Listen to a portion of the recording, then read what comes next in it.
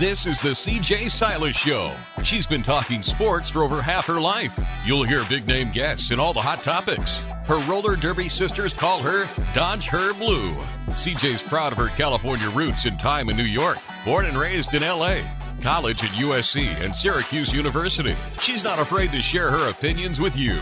And, like it or not, she wants to be the change. Ladies and gentlemen, all ears and no mask required. Here she is, CJ Silas.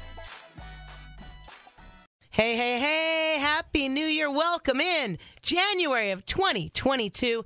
It is the CJ Silas Show live from the ESPN Radio 1280 AM and FM 101.7 studios of the Ticket in San Luis Obispo. It's the new year. We have a chance. It's so funny. One of my interns keeps wearing his mask under his nose.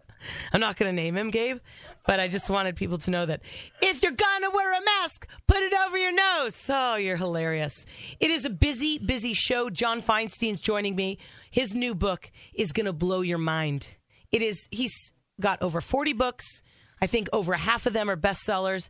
He is going to join me and hopefully give me a little bit of time because I didn't know when I booked Feinstein that John Madden was going to pass away. So we're definitely going to talk about that. I want to get to Black History. I also want to get to my 2022 wishes and your 2022 wishes. You have the month of January to get your 2022 wishes on Instagram and get your name into the hopper for our January contest. So just go to CJ Silas Show, the CJ Silas Show on Instagram and get your wishes in. The championship game, Alabama and Georgia, Monday, January 10th at 5 o'clock Pacific from Indianapolis. Nick Saban and one of his disciples, he was a defensive coordinator under Saban, Kirby Smart, the head coach at Georgia, 0-4 in games against Nick Saban. Georgia, it's been 41 years since the Bulldogs won a national title. Oh, my gosh. If Junior Nolan Smith, the outside linebacker, if he plays like he did against Michigan in that semifinal game, 8 tackles, 7 quarterback pressures, he was on fire. The defensive front 7 for Georgia has a bunch of stars. At least 3 of those guys are probably going to go to the NFL. Let's remember that Bama won recently against Georgia 41-24 in the SEC championship game just last month. So you know those Bulldogs have revenge on their mind. It's going to be tough against Crimson Tide quarterback Bryce Young. So many weapons under Nick Saban. So many options. It's crazy. Before I get to my 2022 wishes, I do want to talk a little Black history because it matters to me. And I feel horrible. I didn't do it last week because I got overwhelmed. I don't know, but I did. But I'm not going to get overwhelmed tonight. Gabby Douglas, born December 31st, 1995, the 2012 Olympic all-around champion and the 2015 World all-around silver medalist. She was a member of the gold-winning teams at the 2012 and the 2016 Summer Olympics. They were dubbed the Fierce Five and the Final Five by the media. Gabby Douglas is the first African-American to become the Olympic individual all-around champion and the first U.S. gymnast to win gold in both the individual all-around and team competitions at the same Olympics. Gabby Douglas has also written a book about her life, what it takes to be an Olympic gold medalist. It's determination and perseverance. Layla Ali, born December 30th, American television personality. Come on. She's more than that. She's a retired professional boxer, competing from 1999 to 2007. The daughter of Muhammad Ali. He's born this month and is the 8th of her father's 9 kids. During her career, from which she retired undefeated, Ali held the WBC, WIBA, IWBF, and IBA female super middleweight titles, and the IWBF light heavyweight title. Ali is widely regarded by many within the sport as one of the greatest female boxers of all time. In 2002, Layla Ali wrote the book Reach, Finding Strength, Spirit, and Personal Power, meant to motivate and inspire young people. Selma Burke, born December 30th, 1900, an American sculptor and a member of the Harlem Renaissance movement. Burke is best known for a relief portrait of President Franklin D. Roosevelt that may have inspired the profile found on the obverse of the dime.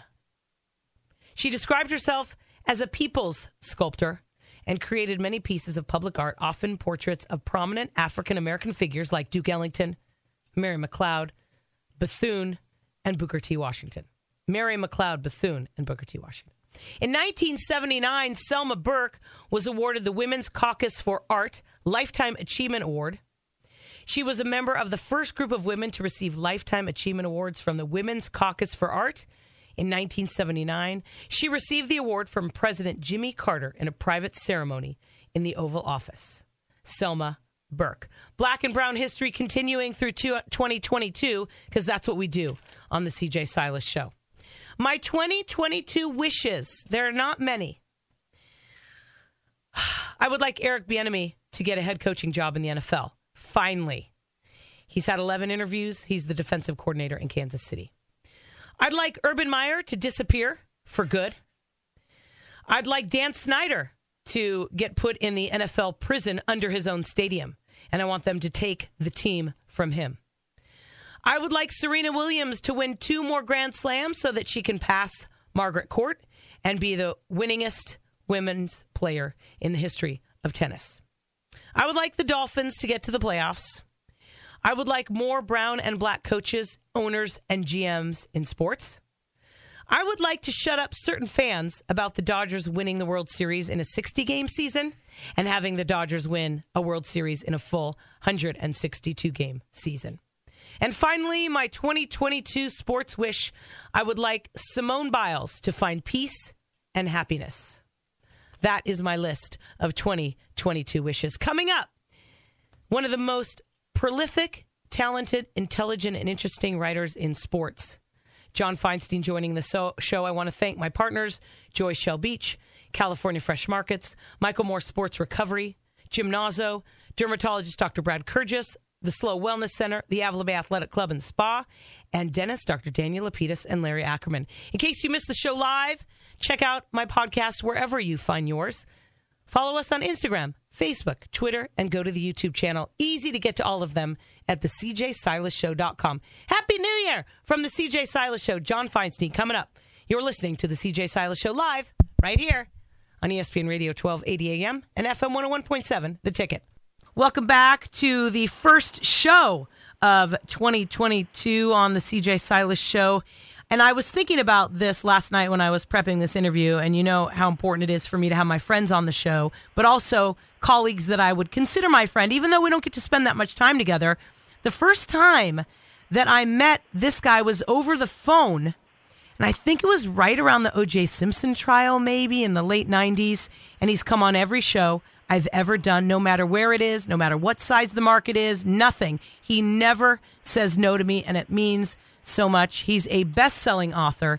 He's an incredible human, and one of the smartest guys I know, John Feinstein, joining the CJ Silas Show. Happy New Year. Happy New Year to you, CJ, and you read that intro just like I wrote it, so thanks. I always sit back when I have people on the show that have come on the show for so many years, and when did they first start? And I wasn't a talk show host. I was producing a show in Seattle called Mitch in the Morning, and it was a guy that used to produce Kornheiser and then moved out, and I was booking you for Mitch's show. That's how I first spoke to you, and it was right around the O.J. Simpson trial. I remember that. Yeah, and the good news about all that was I got to know you. The bad news was I was working with Mitch, so life's never perfect. Amen. Amen to that. We would have a beer on that one, and it wouldn't be on the radio when we talked that conversation. Yeah. So there is something there's so much going on in the world of sports, and we haven't spoken. I realized that we haven't spoken since the Backroads to March came out, which was right around when the pandemic started in March of 2020. Exactly. And so it's been that long since I've talked to you, so we have a lot to catch up on. But because John Madden just passed away, I wanted to start with that, just because he was such an important part of so many of our lives in this business, whether we met him or not. What was your relationship or your interactions? What were they like with John Madden? I didn't know him very well because I never really was an NFL guy per se. I mean, I would get sent out occasionally to write about the local football team here in Washington, and would do, out-of-town games, and of course wrote a book in 2004 about the Baltimore Ravens when he was right near the end of his career.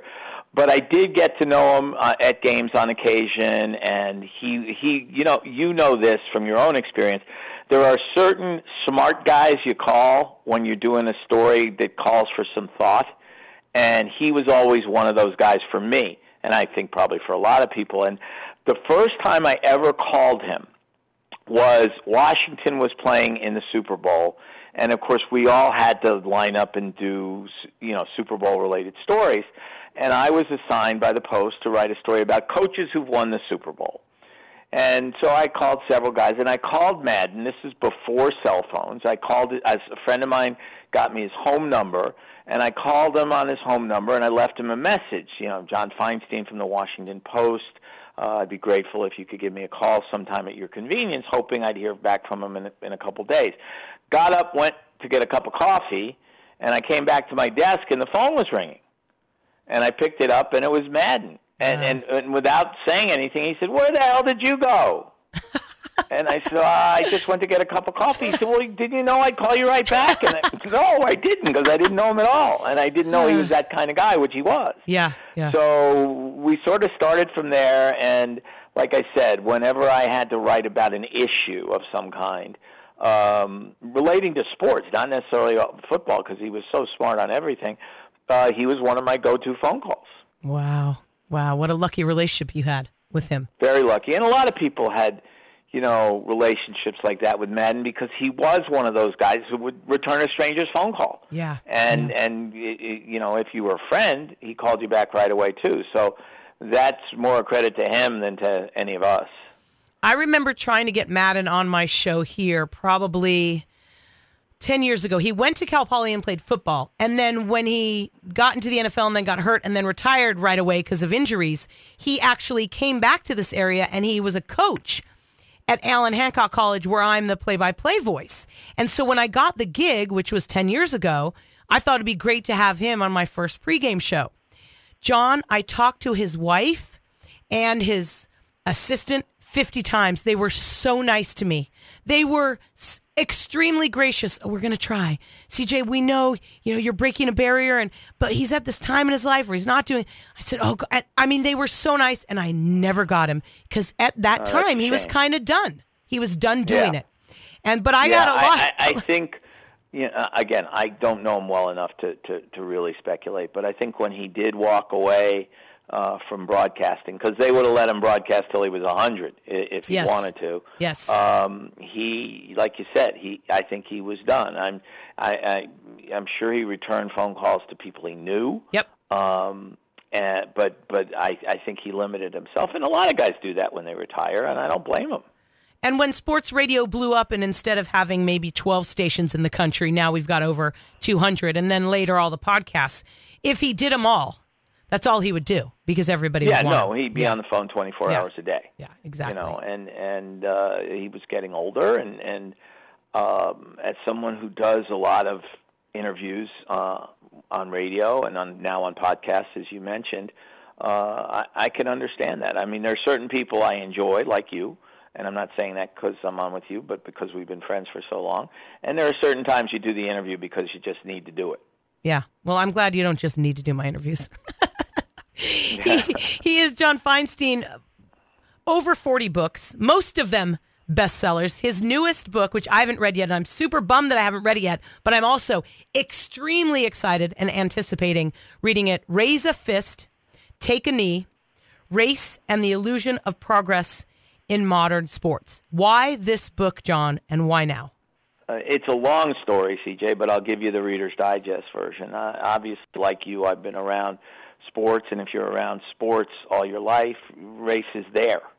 Sometimes it's the elephant in the room, and sometimes it's right out in front of you.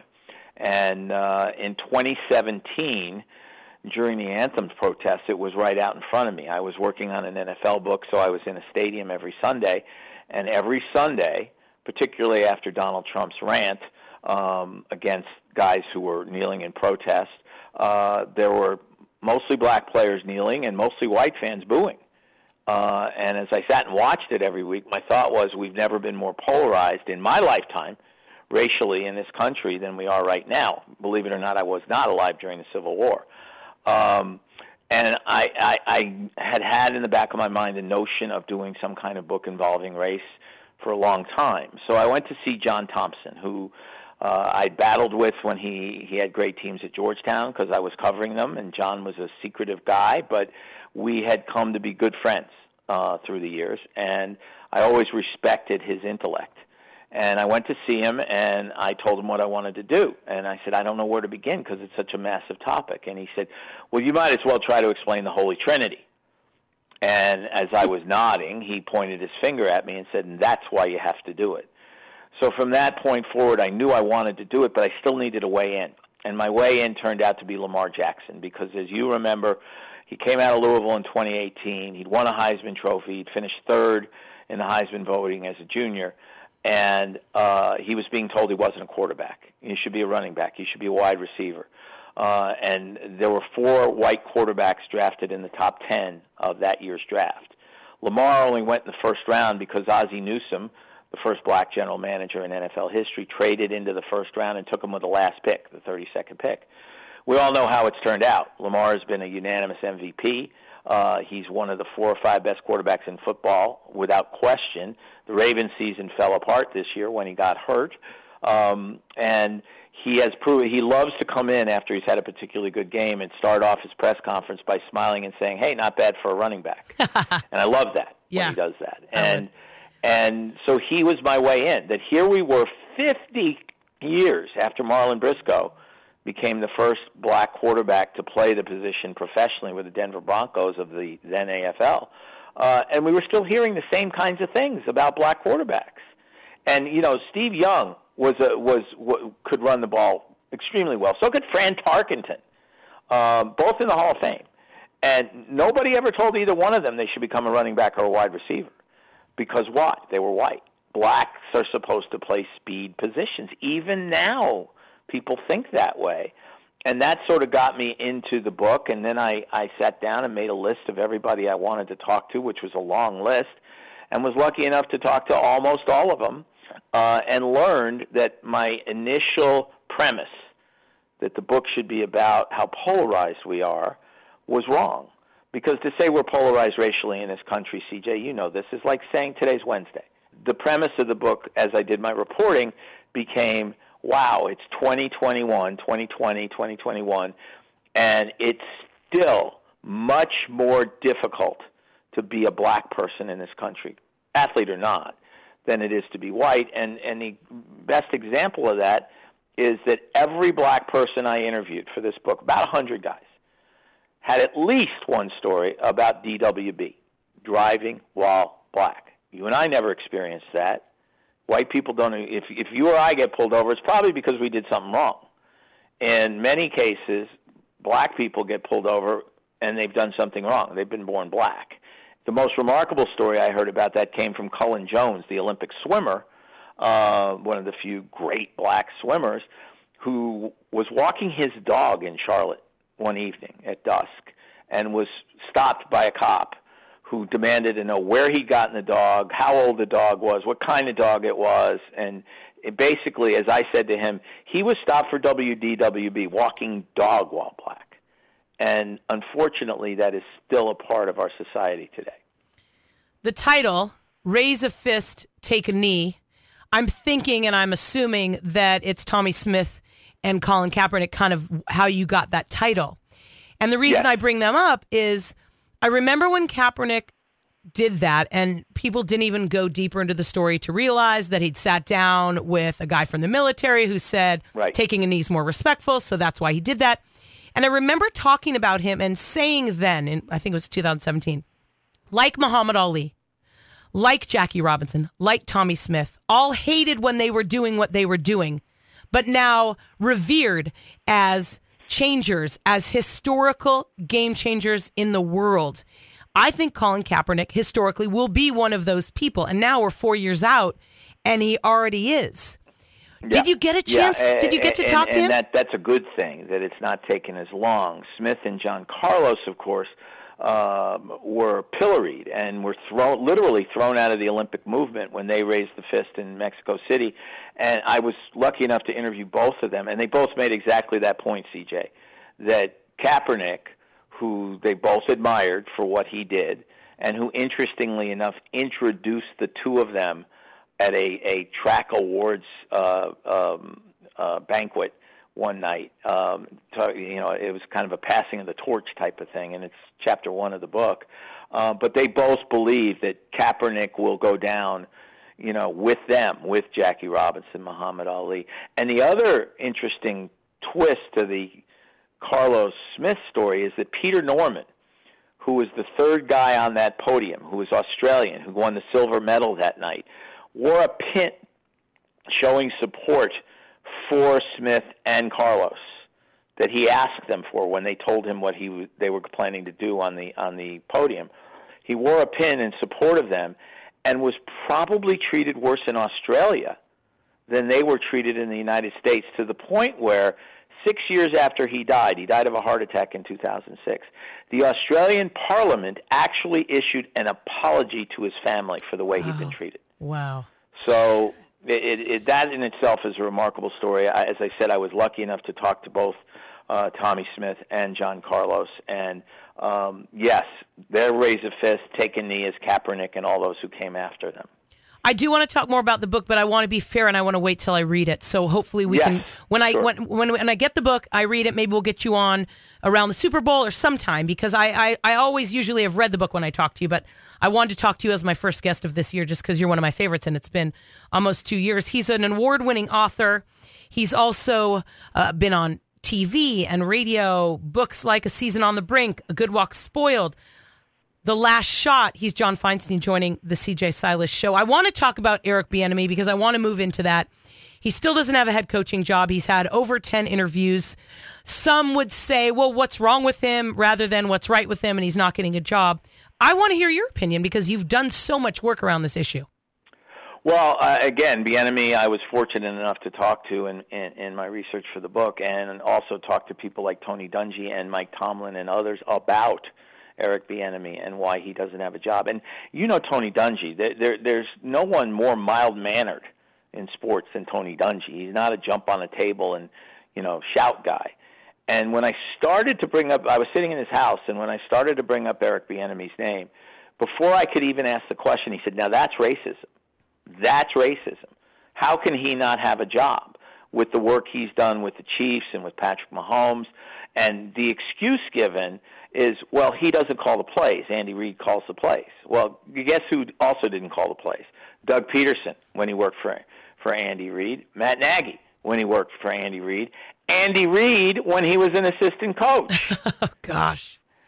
So what is it? That's clearly just an excuse, right, for the fact and both Dungy and Mike Tomlin, I have so much respect for both of them, said the same thing to me. Roger Goodell, who was the only commissioner who would not talk to me for this book, and they theorized the reason Goodell wouldn't talk to me, because I've known Goodell and never had any issues with him. The reason he wouldn't talk to me was because he's embarrassed, because he can't do more. There are only 3 black coaches in the NFL today out of 32. 75% of the players are black. Bieniemy's sitting right there and has been there and has had, as you said, 11 interviews. And having talked to him myself, I know he interviewed well because he's a bright, engaging, funny guy with a great sense of humor. So why would he not get the job? And I asked Eric that question directly, and he said, because they wanted someone who looked different than me. And you know what that means. Yeah. They wanted do you know how many black owners there are in our major sports? So few. 1, Michael Jordan. Wow. That's the list. Jeez. So why aren't more blacks getting hired for positions of authority? Because old white guys are comfortable with white guys. I mean, people may not want to hear that, and I understand it. That's one reason why a lot of people didn't want me to write this book, because it's a tough subject. But that's a simple fact. Then guys like Urban Meyer get jobs time after time. Exactly. He is horrible. And the first guy on Jacksonville's list right now, we'll see what happens, is Doug Peterson. Now, Peterson's won a Super Bowl. Yes. Unlike Meyer, who never coached in the NFL. Oh, and he's an awful human. The white guys are always at the top of the list. Yeah. It's just, it breaks my heart. and I feel helpless at times, but I know that there are people like you writing this book. I feel like I'm trying to help use my voice with my microphone at times. And I said this the week that George Floyd was murdered. I said, white people have to do this. Black people have been trying by themselves. Brown people have been trying by themselves for 400 years. It's time for white people to stop talking, start listening, and start doing something. And that's one of the reasons why BLM was encouraging, because white people were involved. Yes. And it wasn't just black people. And people like Steve Kerr, who I'm sure you know well, and Mike Krzyzewski, and were moved to speak out. Greg Popovich, too, who's always been outspoken on George Floyd and on the issues. Mike Krzyzewski said it changed completely the way he thought. Now, he played with black kids growing up. He's coached black kids for 47 years now, including his 5 years at Army. But he said until he actually sat down with his black players, he did 2 Zoom calls with everyone who had ever played for him at Duke, black or white. And he said until he listened to the stories that his black players, former black players, current black players were telling, he felt he didn't really understand, and still doesn't completely understand, the black experience, but felt that he had been incredibly naive about it until after George Floyd's murder. And I think a lot of people felt that way. Now, I can honestly say I was working on this book before George Floyd was murdered.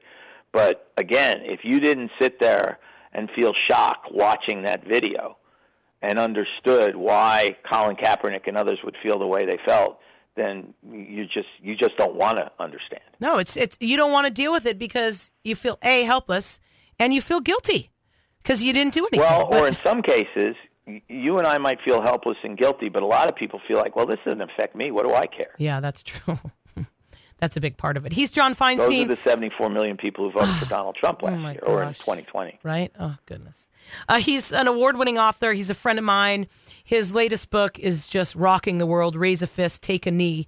He is John Feinstein, joining the CJ Silas Show. Dion Sanders, the Celebration Bowl. We talked about it on my show a few weeks ago, and then I saw that you wrote an article about it in the Washington Post, and you interviewed him years ago when he was a baseball player, and you had a lot of really good things to say about him. Yeah. How soon? Yeah, I like Dion. And again, we had a run-in in '92 when he was playing for the Braves because he got upset with me, probably legitimately, about something, but we talked it out. And then we got much closer when he came in 2004, came out of retirement to play for the Baltimore Ravens when I happened to be doing a book on the Ravens. And he, fortunately for me, unfortunately for the team, missed 7 games that year, injured. And I would stand with him on the sidelines. And it was like getting a PhD in football. The thing that people may miss, because Dion, is so not so much outspoken, but he's always on, is that he's really smart. He's really smart, and he's very honest. When I interviewed him in '92, I sort of casually said to him, "What'd you major in at Florida State?" And he looked at me and laughed. He said, "I majored in getting to the NFL and getting rich," which is about as honest an answer on anything as I've ever gotten from an athlete. And it wasn't from a particularly out there question. And it was interesting because when I was doing a baseball book that year, and I spent a lot of time with the Braves, who were very good. This is 1992. And Terry Pendleton, Tom Glavine, John Smoltz, 3 guys I greatly respected, said to me, "If you don't sit down with Dion and talk to him, you're missing the boat, because he's one of the really smart guys we've ever played with." And I'm grateful to them for that, because I really think that Dion is going to end up at a Power 5 school. Again, there are only 10 black coaches among the 65 Power School jobs right now, which, again, more than 50% of the players are black. And so if someone doesn't reach out and hire him, I think they're missing the boat. I wish my alma mater, Duke, had taken a hard look at him. You know, Duke's never had a black football coach, never had a black basketball coach, but I can't blame them for keeping Mike Krzyzewski around. No, you can't. Not that one. But I would have loved to have seen Duke sit, the people at Duke sit down with Dion, because I think if they got in a room with him, they'd have said, "Geez, we want this guy." But it never got to that, of course. And so he'll keep doing a great job at Jackson State. I have kept you way too long. I'm so sorry. Usually, Radio 101 tells you 8 to 10 minutes, and we've been talking for over 20 hours. That's okay. I give long answers. CJ. Well, I appreciate it, and my listeners love you. There was a question I have to ask you before I let you go. You've been watching this Washington football team for years. Unfortunately. It is so awful. I did actually go to one game in the past 5 years because I hadn't been to the stadium, and I happened to be at the game against Houston when Alex Smith went down. It was so crazy that I happened to be at that game, but I noticed how angry during the tailgating were the people about ownership. How does Dan Snyder still have any control of a football team in the NFL? Well, that's a question I'd like to ask Roger Goodell because the owners could vote him out tomorrow. All they have to do is have 24 of them say, you must sell the team. And under the NFL bylaws, he would have to sell the team. But I think they're afraid of him because he's so litigious. And they know they have some skeletons in their closet. They may not be the same skeletons as Snyder, but many of them probably do. I'm speculating there, nothing more. But they don't want to rock the boat. The problem is the boat's already turned over in Washington. It's the Titanic. It has sunk. The team is bad. Everything about the organization is bad. The new team president, who looks good in a suit and tries to say all the right things, is an empty suit who just repeats what Snyder tells him to repeat. Tanya Snyder, being pushed forward as the so-called CEO is a joke. The stadium is literally falling apart. People could have been seriously injured in that incident on Sunday. And they're announcing 52,000 for every game. CJ, there were not 30,000 people in the stands on Sunday, and most of them were Eagles fans. Of course. It's a pathetic situation for what was once a great NFL franchise. Gosh. Yeah, with so much history and that old school kind of hardcore football attitude, you look at the Washington football team as one of those teams, like the Steelers in the day and then the LA Rams. You look back at certain teams. What a bummer. And I remember going to that game, and I'm tailgating just coincidentally because my cousin has season tickets, and he's been tailgating next to the same guys for 10 years, and these guys are angry. And it has nothing to do with the football. Nothing to do with the football. Well, they're entitled to be angry. Yeah. Football's not very good either, by the way. But they're because, it's an embarrassment. Yeah. I grew up in New York, as you know, and I'm a Jets fan, so I haven't got much to say to any franchise. But I've been around the Ravens franchise long enough to see how it's done right. And Dan Snyder, you know what it comes down to, CJ? It's pretty simple. Dan Snyder's just a bad person. He's treated people badly since the day he bought the team. He's one of those guys who thinks that because he's got money, he's better than other people. He treats employees badly. Even aside from the misogynist stories that have now come out, but he always treated. He fired a woman who'd worked in their PR department for 30 years because she didn't call him Mr. Snyder. When he had first bought the team. He's that kind of guy. I've had run-ins with him on more than one occasion. He called me once and accused me of criticizing him because I didn't like Children's Hospital here in Washington, and where he'd given a lot of money to. And he was trying to play what I would call the charity card. I give money to charity, so you shouldn't criticize me. My answer to that was, let's compare our tax returns and see on a percentage basis who gives more money to charity, because I'll do that with you in a heartbeat. Second of all, as it happened, my son had surgery the year before, hernia surgery, at Children's Hospital, and I love Children's Hospital. But that's who Dan Snyder is. Right. It's so obvious. It's so obvious. And that's the barrier that we can't break through to get more brown and black people in power in sports, as barriers like him. Well, because the NFL is an old white boys club. Mm-hmm. Mm-hmm. The only non-white owner is Shad Khan in Jacksonville, and he gave money to Trump. Oh, gosh. Okay, John, stop it. Listen, I'm going to have you on the show again because I want to go deeper into the book, Raise a Fist, Take a Knee, Race and the Illusion of Progress in Modern Sports. John Feinstein, you can find him at J Feinstein Books on Twitter. He's written for the Sporting News, Golf Digest, Washington Post. He's been everywhere. NPR, one of the smartest, nicest humans I've met in my entire 30-plus years in the business. I honor you. I thank you. You inspire me, and I'm so grateful that I have you on my list of people that will come on my show, and you're so loyal to me. Well, you're always on the. I'm proud to be on the list, CJ. I appreciate it. Happy New Year, and I'll look forward to talking to you after you get back from your vacation. Enjoy it. Yes, definitely. And I also was real quickly when you said that we couldn't do an interview at a certain time because it was time for you to stop reading to your child because your child starts reading to you now. It made me think, oh my gosh, we're getting really old. No kidding. I mean, my two oldest are in their 20s. Oh, gee. And I have an 11-year-old miracle from my second marriage. So thank goodness. I try to spend as much time with her as I can. Well, enjoy it. We appreciate you. Happy New Year, my friend. Be safe out there. Same to you, CJ. Thanks. John Feinstein on the CJ Silas Show. Coming up, Cal Poly Sports Update on ESPN Radio 1280 AM and FM 101.7. The Ticket.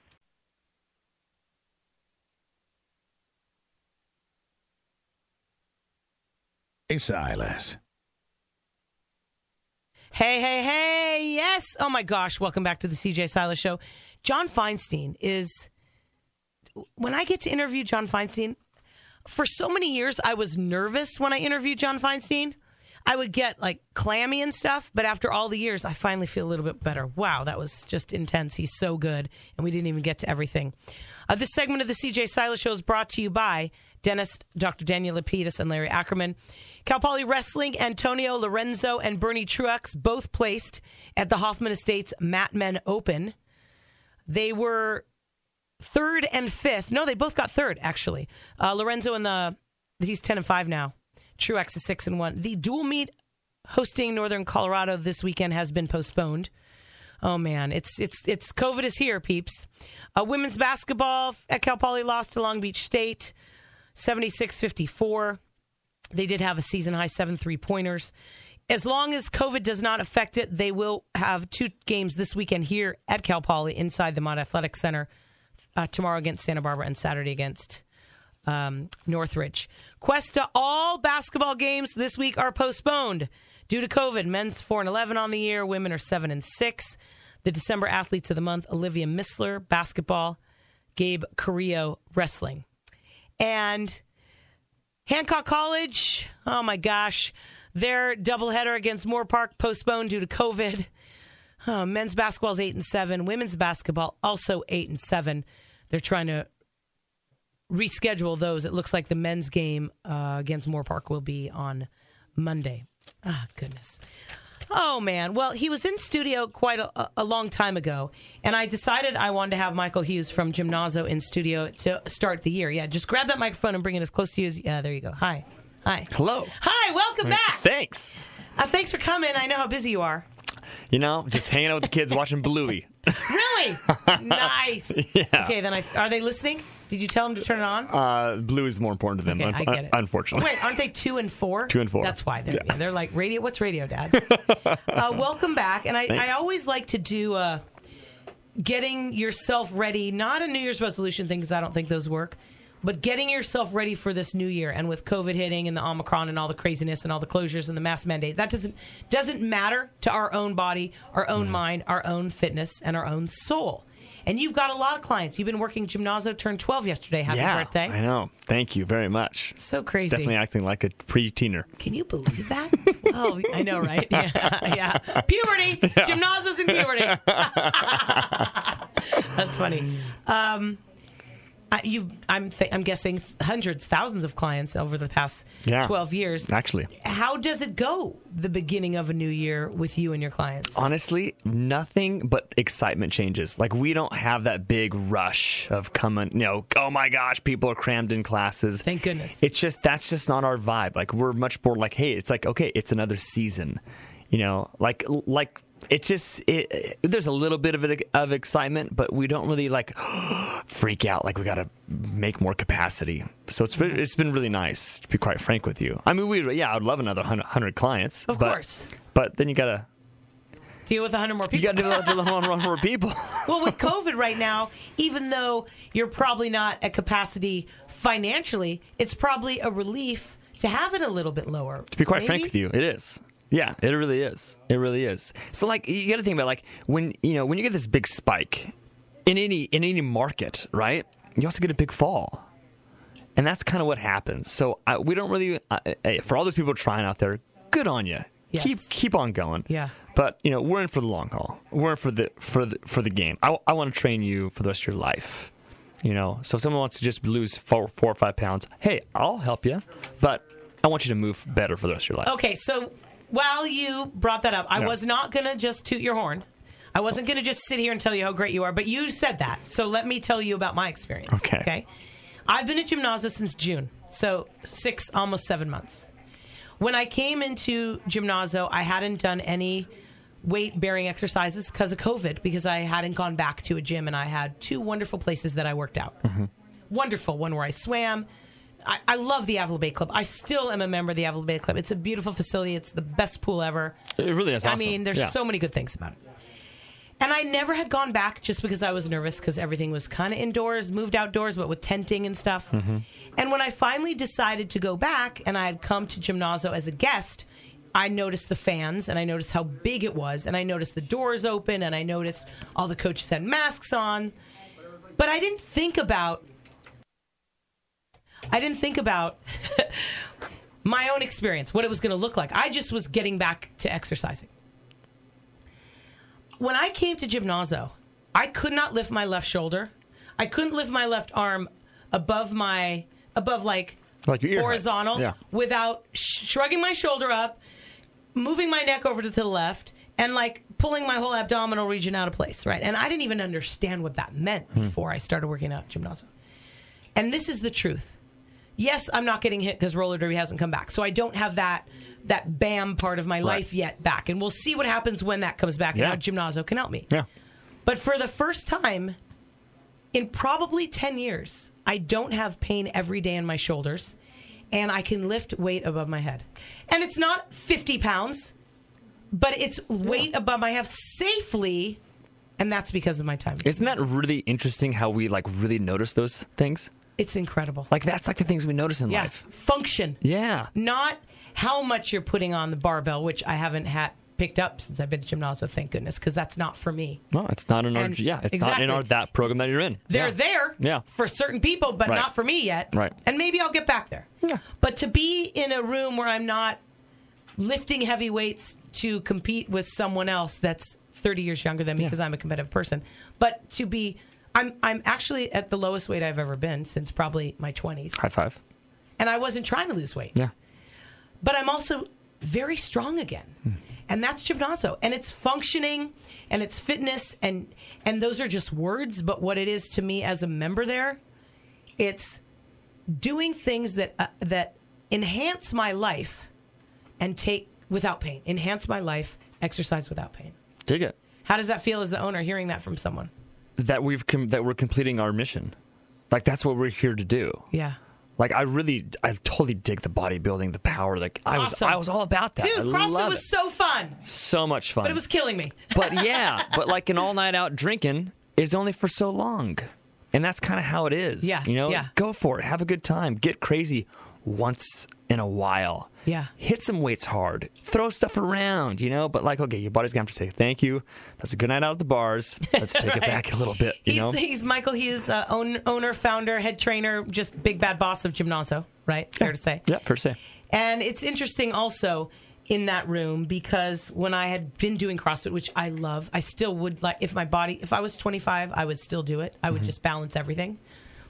But I was a great Spartan. I performed well in Spartan races, but over the last few years, tearing both of my hip labrums and roller derby and just shoulder stuff, I never thought I would do a Spartan again, and I haven't finished my series. And I actually feel like with Gymnazo, I'll probably be able to finish my series. That's what we're super excited about for those athletes, those weekend warriors. We're bringing back the Spartan series, because that's really, in terms of athleticism, that's functional training. It really is. I mean, from that standpoint, I got to climb something, I got to crawl something, I got to jump over something, I got to throw something, and I got to go a long distance. That's kind of modern day warrior in a sense. It's true. So we're actually bringing back our Spartan Tough Mudder. Yeah. Oh yes. Nice. Yeah. Our CJ's bringing it back. I know, because he just did one, and he's so pumped up. He did one in Florida. Yeah. So we had a team meeting. No one knows this. Well, this is a live radio show. Oh, it's good. It's okay. Okay. Yeah, it's good. So like, it's not just a Gymnazo member. If you have some other home base, but you want to just train for this, we got you covered. So fun. We got you in person. We got you virtual. We got the whole thing. And then if you want to just join us at the race, just have like a camaraderie warm up, just have a crew, a tribe to run with. Yeah. We got you covered. So it's going to be cool. I remember some of the marathons where Gymnazo came and did the warm up, and I was the announcer. Yeah, I think it was at the high school over in the parking lot. Remember? Those are the days. So were you one of the people that did it ever? Of course. Oh my gosh, There's Michael. nothing like trying to warm up runners who don't warm up. Yeah, at 6 o'clock in the morning in the dark for a race that they're dying that they have to do. Oh, we tried. I get it. We tried. Runners are a special breed, kind of like golfers. Yeah. Special breed. They really would need help. I totally get it. I ran track. I just wasn't a distance runner. He is Michael Hughes from Gymnazo. You can find them at gymnazo.com. And you have any specials going on right now, like Come for a Week, Unlimited, or anything that people might want to know about? Yeah, so we're doing like a 3-month special starting in February. So it's going to be one-on-one training to semi-private training to group training. You get the whole suite of services for like pretty amazing price. Okay, good. So starting February 1st. That's what I did. I did the 3 months. I don't know if it was similar, but I did the 3 months. And by 3 weeks in, I was like, oh, yeah! This is for me. I appreciate that. So thank you so much. And I appreciate you doing what you do for this community. 12 years. That's something to celebrate. Did you have a hot chocolate or a scotch last night to celebrate with your wife? Actually, we're going out tonight. Good. Going out tonight. I'm proud of you. Thank you very much. And I do want to keep you accountable. Don't forget the Michael time. That's it. We've been talking about that since I met you. Oh, the deep breath. I watched you yesterday when you were leading one of the classes that I was in, and I watched the struggle, and then I saw you take a deep breath, and I'm like, you know what? Even though Michael's struggling, he knows how to take a deep breath, and then you did this amazing lunge stretch matrix to end our session, but it was good for you, too. Yeah, it's truth. It's the truth. Peyton always asks me, like, why'd you take a deep breath? I'm like, just resetting myself. It works. I just reset myself. Deep breath in, deep breath out. Sometimes you just think about something crazy, something weird. Has nothing to do with what you're doing. Deep breath in, out. All right, here I am. Well, thank you. I hope you're proud of what you've done. I am. Honestly, thank you. I was on a podcast today, and they said, what advice do you have? You got to be proud of yourself. You're your biggest fan. Yep. If you're not your biggest fan, then, well, that's a good place to start. Yeah. All right. He's Michael Hughes from Gymnazo, and our show is, I can't believe how quick that was. It's ending. You can find them at gymnazo.com, a 3-month special, which is what I did. And, man, I'm pretty much theirs for life. They're like, oh, she's so nice, but oh, my gosh, we've got her for life. So go check them out at gymnazo.com. Tell them that I sent you. It's just incredible. I'm going on vacation, so next week, the best of the CJ Silas Show. Thanks for listening to the CJ Silas Show. Find her podcast on the CJSilasShow.com. Follow her on all social media platforms, including her YouTube channel. Make an appointment to listen every Wednesday on ESPN Radio 1280 AM and FM 101.7. CJ out.